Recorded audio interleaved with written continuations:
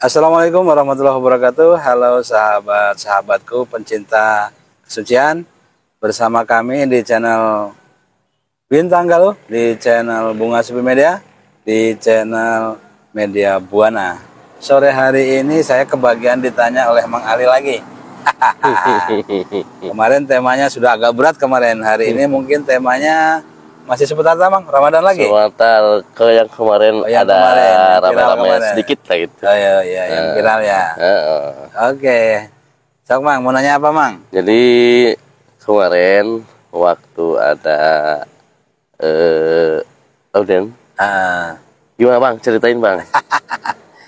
Ya baik, sahabat-sahabatku, di Ciamis lumayan tensinya agak panas ya.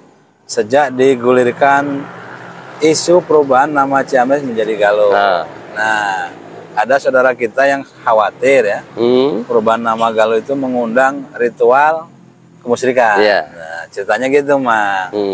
Tapi kenapa khawatir? Nah, indikatornya yang sudah-sudah gitu kan. Karena kemusyrikan dari sejak zaman Ciamis juga udah ada. Cuma di mana tempat musyriknya nggak ada datanya Mang. Itu yang jadi rame. Terus siapa ya pelaku kemusyrikannya? Nggak disebut. Sehingga kan jadi fitnah. Ke siapa? Ke para budayawan. Jadi menuduh ada kemusyrikan tanpa menyebut tempat, tanpa menyebut nama, itu kan bisa jadi fitnah. Jadi mual pati-pati ayah nyebut musyrik, lamun tanya tempat dan pelakunya kan gitu kuduna. Nah, jadi syarat logika itu nggak terpenuhi. Maka kemarin Kiai itu kecemasan, kekhawatiran. Nah, bukan berarti suatu kepastian, tapi ada kecemasan. Nah, kalau ilmu Kiai Mang, ilmu mantek itu, kalau menyebut satu benda, ya, itu harus ada ininya, objeknya. Kalau musyrik sebelah mana, terus siapa nih yang suka musyrik pas nama Ciamis? Tiba-tiba ngambil konklusi dia. Nanti kalau jadi Galuh kan, apa tidak mungkin muncul ritual-ritual yang bernama apa? Musyrikan atas nama budaya. Nah, sebenarnya ini hanya asumsi, Mang. Tapi karena dia nembak dengan menggunakan seolah-olah sudah terjadi kemusyrikan, maka pasti ada pelaku, ada tempat. Nah ini yang tidak beliau ungkapkan, sehingga kalimatnya menjadi rancu, menjadi bias. Jadi waktu semua kan, jadi dulu kan pernah ngobrol saya juga kan, antara budaya dan agama kan tipis. Mungkin itu jadinya begitu kan. Asumsi orang gitu. Kalau yang nggak tahu. Nah, pertanyaannya kenapa terjadi gesekan kemarin? Nah, kan gitu. Kita kemarin memang nggak jarang begini antara ulama dengan budayawan. Jarang duduk bareng, jarang ngopi bareng, jarang ada ulama menghadiri tradisi ngikis, tawasul di Jamban Sari. Kenapa? Karena memang ada saudara kita yang nggak anti tawasul. Karena itu bid'ah, khurafat gitu kan. Nah itu kita hormati. Tetapi dia juga harus mengerti ada beberapa sahabat-sahabat kita ya, saudara kita yang juga tawasul kan, senang di budaya. Nah, karena pandangan-pandangan ini tidak pernah dicoba dicari solusi bersama ya, sehingga terjadilah kemarin gitu Mang. Jadi tapi sekarang udah clear gitu apa? Ya kalau disebut clear ya di permukaan ya. Tapi dalamannya kita nggak tahu. Nggak tahu ya. Masalah hati. Ya karena akidah itu kan nggak kelihatan. Ya seperti ginilah. Mang Ali di Pamercan banyak ular, jangan lewat sana gitu kan. Ularnya juga ya dukan tuh. Dukan ke saya nupain can. Patuk ular. Nah perdebatan kemarin seperti itu Mas. Nah bukan bicara salah benar ya. Berarti agak panas juga betul ya. Harusnya panas kemarin, tapi karena ada peredam. Karena kemarin Kapolres turun langsung di rumahnya. Jadi ya terkendali Mang. Luka kalau nggak ada aparat kepolisian kemarin, kayaknya tarung bebas ya. Karena harimaunya udah gitu kan. Soalnya saya dengar dari rekan-rekan agak-agak sewot gitu masalahnya. Memang. Kirain ada apa seperti apa gitu kan. ternyata masalah itu. Iya, gitu. karena apa ya? Itu kalau dalam istilah intelijen itu framing. Jadi membangun kesan setelah ada kemusyrikan gitu. Nah, framing itu ya seperti itu jahatnya apa? Framing itu emang begitu gitu.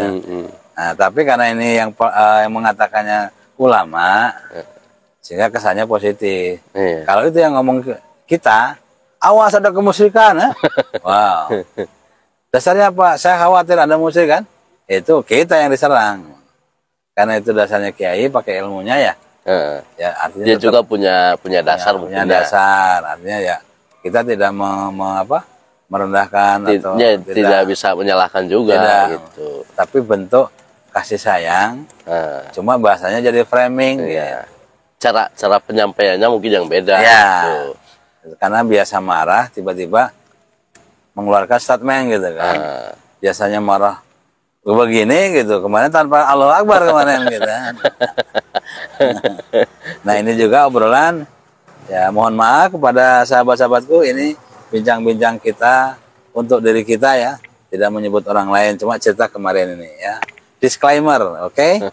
Obrolan ini tidak bermaksud apa-apa, obrolan ini tabayun, supaya kita sebagai sama anak bangsa tidak mudah diadu domba. Iya betul, supaya hidup bahagia rukun. Nah seperti itu. Jadi harus ada komunikasi lah. Nah intinya gitu. Kurang silaturahmi jadi begini. Mari kita ngopi bareng. Gitu. Makan bareng di sini ngelewat gitu. Syukur kerjasama bareng. Pendapatannya sama gitu kan. Yang bikin susah karena pendapatannya berbeda mah. Apalagi Bang? Dari sisi budaya kemarin orang-orang udah pada udah semua hatinya tenang gitu mungkin ya. Kalau tenang nggak tahu ya, tapi setidaknya argumen dari pihak sebelah kan dipahami oleh teman-teman budaya. Itulah intinya. Karena bisa dipahami, anggaplah ini selesai. Tidak ada saling menyalahkan gitu jadinya kan. Tabayun, saling islahan, saling minta maaf, gitulah intinya gitu kan. Seperti itu Mang.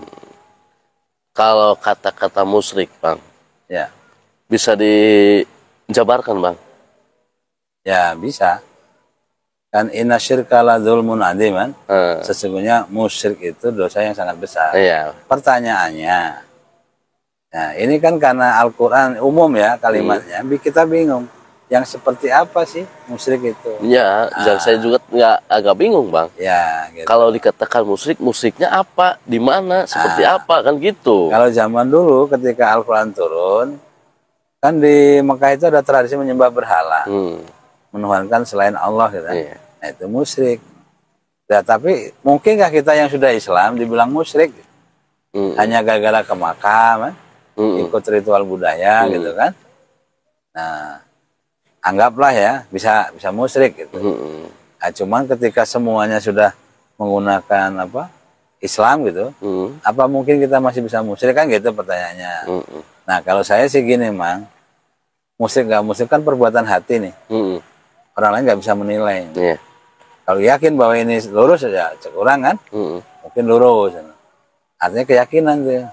Nah karena bicara keyakinan lalu diadili orang lain. Lalu keramat situ dihancurkan gitu kan, karena dianggap sumber kemusyrikan gitu kan. Nah jadi kalau supaya bijak sih begini, sebodoh-bodoh orang beriman Mang Ali, ya, itu tidak mungkin bisa musyrik karena apa? Dia yakin ada Allah. Dan syarat untuk Islam kan harus iman. Artinya kata-kata musyrik buat orang yang belum beriman bisa betul, itu. Betul. Nah, inna syirka la dzulmun adzim gitu. Memang masuk akal Bang. Kalau udah Islam nggak mungkin musyrik. Iya, karena kan sudah Allah, udah jelas kan? Imannya. Maka waktu itu di Mekah ada disebut kaum musyrikin, musyrikin Quraisy, karena belum Islam kan, gitu. Nah kalau yang sudah Islam kita dituduh musyrik ya marah lah Mang. Marah nggak Mang? Benar. Gitu. Kita ini udah Islam kan, berdarah-darah. Justru seperti orang-orang budaya mungkin lebih hati-hati ya Bang. Ya iyalah. Kalau kita mengadakan gelar budaya atau apa gitu. Iya. Kan menghindari kemusyrikan itu kan? Iya. Mereka hati-hati. Terus kayak gini misal, masa iya sih cuma urusan kemenyan dibilang musyrik di Mekah sampai sekarang juga ada tuh kemenyan. Karena itu wangi-wangian ya. Iya betul. Karena Nabi senang wangi-wangian. Nah jadi kata-kata musyrik, bid'ah, hurufat itu kan memang lahirnya belum lama, Mang. 300 tahun yang lalu ketika Saudi menggunakan paham Wahabi ya. Seperti itu. Tapi abad-abad pertengahan mah enggak juga bahas-bahas itu kan. Kenapa? Karena orang yang sudah mau bersyahadat kan, yang udah Islam ya, saya bodoh-bodoh orang Islam mual, nggak mau dia musyrik, suruh pindah juga nggak mau gitu kan, pasti Tuhannya Allah itu saya bodoh-bodoh. Mikir-mikir lagi pasti. Iya, seperti itu. Nah gitu Mang. Ada lagi? Ada Pak Kuncen. Nah, Pak Kuncen di tengah, Pak Kuncen. Assalamualaikum. Nah, sini Pak Kuncen. Nah, sehat. Alhamdulillah, alhamdulillah. Silakan Pak Kuncen. Lagi ada acara apa nih? Ini biasa ngobrol-ngobrol. Jadi masalah ini kemarin. Pak Kuncen. Jadi Pak Kuncen, kita kan kemarin ada tabayun. Ya. Nah, kalau tadi kita menjelaskan ya, itu kan ranahnya di dalam nih. Itu kan hati. Betul. Bagaimana nih sebagai Kuncen yang selalu bergelut dengan tawasul. Oh. Jadi sebetulnya sih gini Bang, masalah musrik ini kan bukan di akhir ataupun zaman sekarang saja, dari mulai zaman awal, gitu ya. Karena manusia itu ada yang musik, ada yang artinya tidak. Artinya menghindari kemusikan itu berarti berbicara tentang perjalanan. Perjalanan itu maka Allah wariskanlah satu makhluk yang soleh, gitu ya. Maka muncullah para nabi dan rasulnya, itulah orang-orang utusan Allah yang kira-kira untuk membasmi tentang kebatilan gitu, dengan perintah Allah melalui petunjuknya. Maka kita ini sebagai orang beriman sebetulnya ya, orang Islam yang berujuk kepada kita punya ayat suci Al-Quran dengan kitabnya, alhamdulillah maghribnya. Jadi menurut musyrik itu, menurut saya itu kembali kepada prinsipnya itikadi seseorangnya sendiri, karena yang menilai musyrik itu bukan hanya manusia tapi Allah. Ya kan? Gitu Bang. Allah, nah Bang yang menilai musyrik itu, karena kan masalah ini akidah kan masalah hati. Ini kemarin sudah selesai tabayun, alhamdulillah. Ini menjadi riak bahwa semoga riak kekuatan silaturahmi semakin kuat antara budayawan dengan fahlim ulama. Sesungguhnya Bang kan kita pernah Bang Supi ini pernah juga kan ke Majelis Salat Wabarik ya. Nah kita kan di depan Kang Nonop Bayasari itu pernah berikrar memulai Kang Indra dari Pondok Pesantren Mas Sujai Kudang, karena duriannya ke Mas Duki juga masih menyambung tentang durian keilmuannya. Kita nih kaum budaya sudah bicara nih, kaum Pangsi nih yang pakai baju hitam nih Bang Ali ya gitu. Kita berikrar Ki Pangsi, Ki Santri ya kan gitu ya. Ki Sunda ini siap menjadi garda terdepan untuk mengawal alim ulama sebagai mujahid, artinya mah ya, siap perang mengawal alim ulama gitu. Jikalau ada yang artinya mah mencelakai alim ulama gitu. Kami asli tabayun banget sama alim ulama, karena ilmu itu ada di alim ulama kan, sebagai umaro gitu ya. Tapi masyarakat. Oke, baik sahabat Bintang Galuh, sampai di sini dulu bincang-bincang kita, ngawangku kita bersama Mang Nandang, Mang Ali.